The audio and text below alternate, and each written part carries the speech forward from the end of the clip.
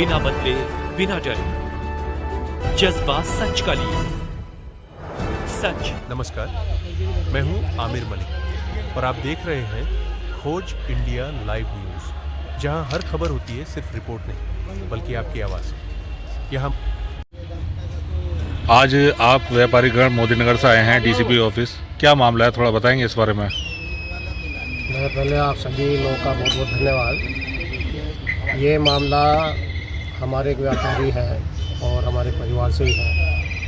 उनके यहाँ 22 सितंबर को जब बेटे की बहू कहीं जाने के लिए तैयार हो रही थी तो उसने अपनी चीज़ देखी तो उसमें काफ़ी सामान गायब था, जिसमें तगड़ी, चैन, अंगूठी, और वो मेड पे ही शक था क्योंकि मेड उस कमरे में बैठी रहती थी बच्चों खिलाने के नाते। जो वहाँ मेड रखी हुई थी उसकी बेटी उसके साथ आती थी, वो छोटे बच्चों खिलाने के बहाने उस कमरे में अक्सर रहती थी। उसकी एफआईआर दर्ज कराई थी 22 सितंबर को और 23 सितंबर को ही पुलिस ने उनको पूछताछ के लिए बुलाया। बुलाने के बाद जब उनसे मालूम किया तो उन्होंने इस बात को एक्सेप्ट किया कि हाँ, हमने ऐसे ऐसे चीज़ें चोरी की। बल्कि उन्होंने एक्सेप्ट में जो हमने चीज़ें लिखाई थी, जिसका एक दो छोटी मोटी चीज़ का हमें पता भी नहीं था, वो भी उसने बताया कि मैंने वो भी ली।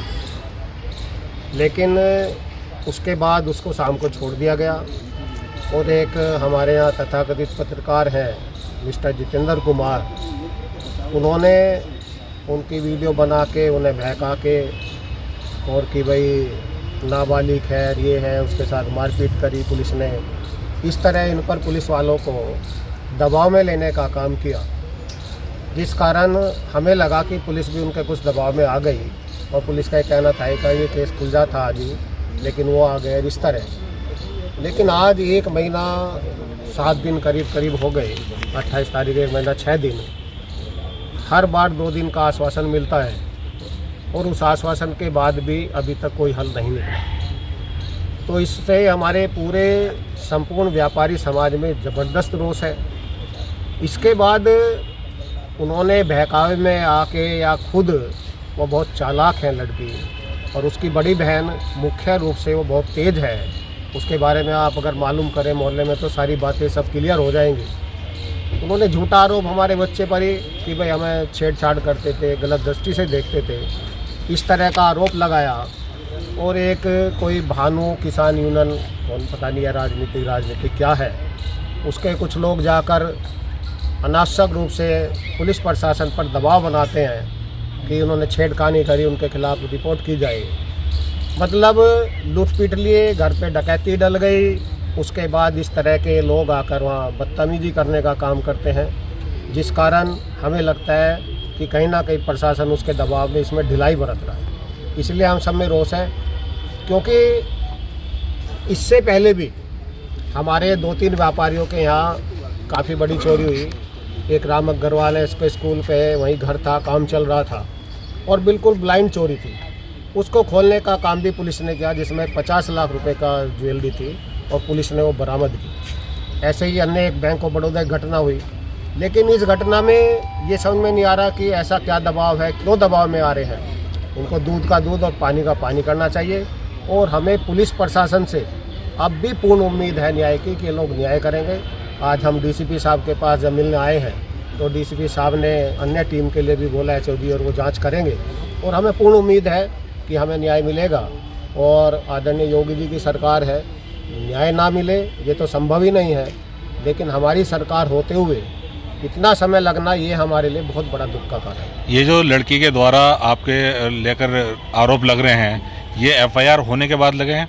एफआईआर होने के कई दिन बाद लगे। और इसमें जो राजनीतिक दल आ रहे हैं, किसान यूनियन वाले लोग आ रहे हैं, वो इस बारे में क्यों इतना वो कर रहे हैं? अब हमारी समझ में नहीं आता उनका क्या लेना देना है, उस पत्रकार का क्या संबंध है उन लोगों से कि पकड़ते हुआ पहुँच गए और इस तरह की उन्होंने वो किया, सारे काम किए, और पता नहीं किसान यूनियन का क्या लेना देना है। भाई किसान यूनियन का काम है किसान को पीड़ित प्रशासन कर रहा हो, किसान को कोई अधिकारी प्रताड़ित कर रहा हो, किसान का गन्ने का पेमेंट ना हो, किसान को खाद ना मिल रहा हो, किसान को यूरिया ना मिल रहा हो, किसान को बिजली पानी ना मिल रही हो, उसके लिए समाधान करे।